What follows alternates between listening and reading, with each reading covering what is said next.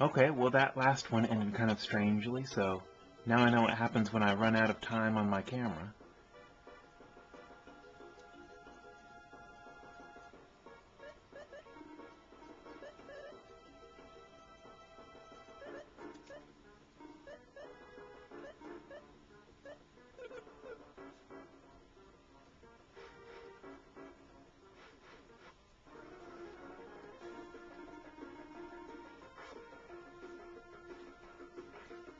And I'm not sure what we missed there when the camera stopped, but it couldn't have been much.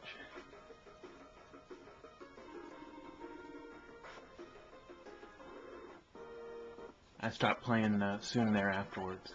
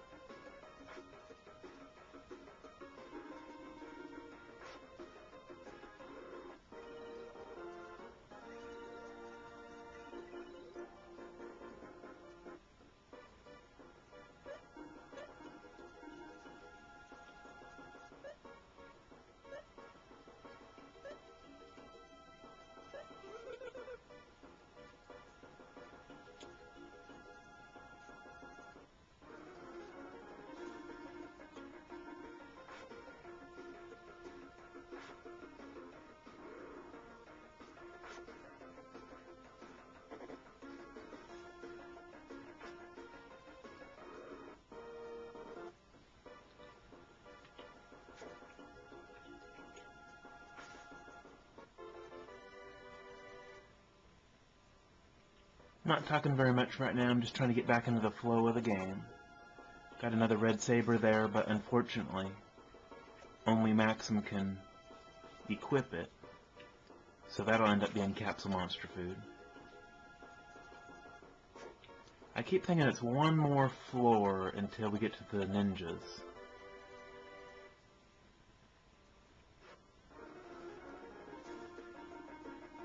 And again here with Guy and Dakar being so slow, I'm just trying to take one enemy out in the first round,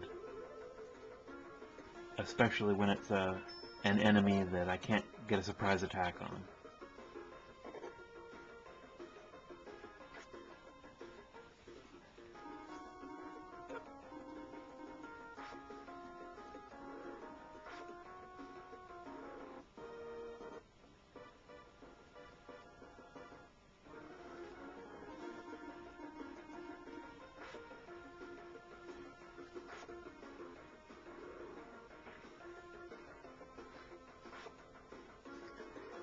There's not a lot of strategy with some of the enemies here in the early 40s.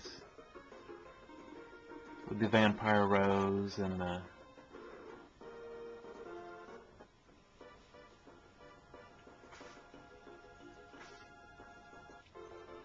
Man, I'm terrible at remembering these enemy names. But those other flowers that I just beat...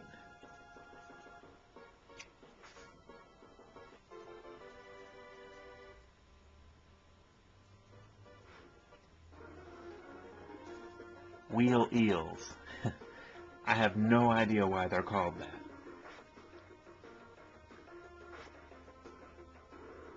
And then also the big blue snakes, who I'm also forgetting the name of. So this is a really good place to get your IP meters up before you meet the ninjas. And in some way the ninjas aren't really any more dangerous, maybe less dangerous than the assassins. It just depends on your party. If you're a full party like mine, I think the ninjas are actually less dangerous.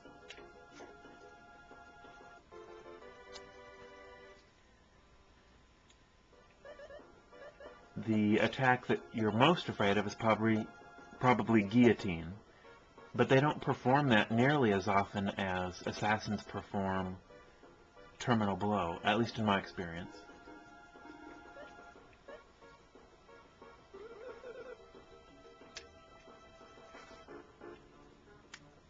but they do perform Knife Thrower, which is a super heavy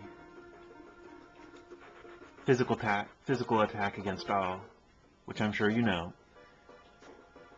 And even though it's not like a magic spell where it's lesser against a greater party,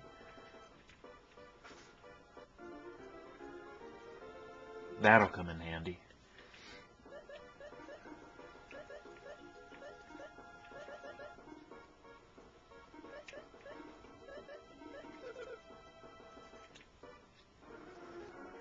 Like I was saying, even though it's not lesser of an attack against a greater party, like with a magic spell, it is just more helpful to have more in your party, to have more people standing and be able to take them out within the first round if possible, because we'll definitely be using our IP attacks.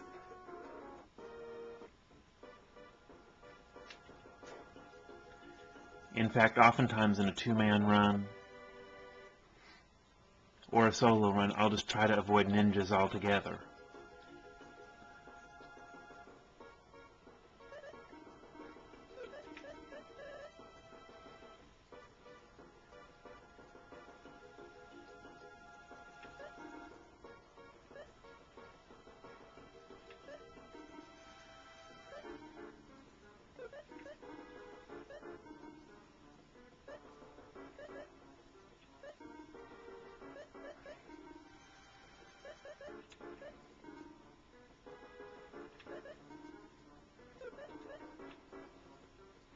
Well, see, I'll do this as an example since I can burn one of my Gladius.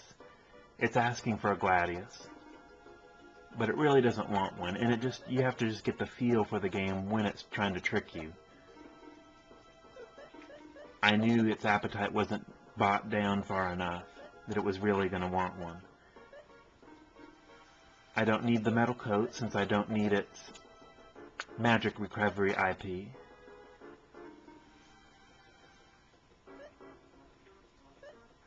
And I'll go ahead and use this magic fruit now.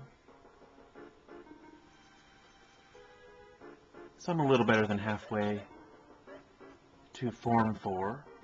And I can burn this flame fruit. I don't need it either.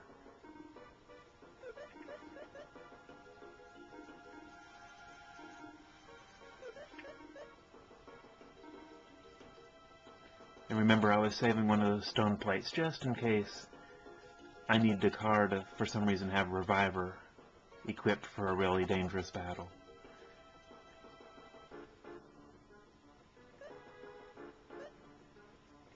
Alright, that's all for now.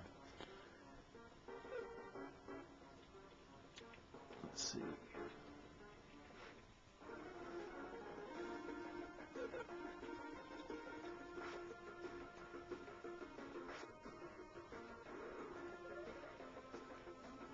And as far as red chests, we're getting pretty close to where some really nice red chests start appearing.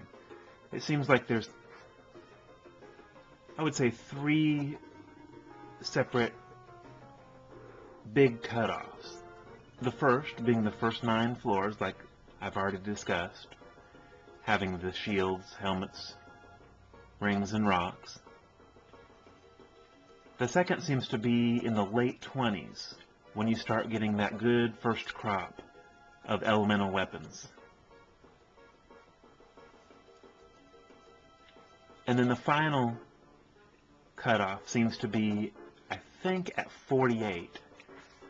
That's when you start to get some really excellent groupings of red chests like the Zerko weapons, Lizard Blow, Buster Sword, Rune Rapier, that kind of thing. Alright, now I think ninjas might start appearing here, so we need to be really careful where we step.